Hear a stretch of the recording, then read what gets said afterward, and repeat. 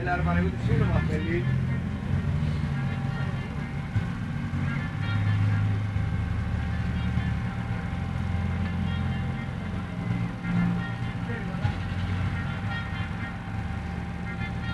Μαλακή αυτή εδώ το...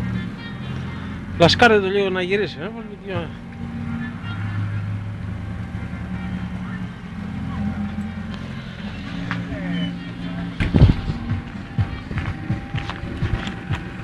Πού είστε Ιάπωνα! Πού είστε Ιάπωνα! Ο φίλος σας πήγε στο εργοστάσιο!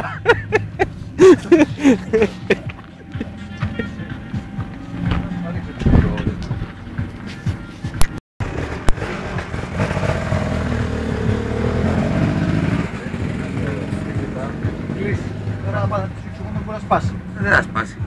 Δεν θα σπάσει.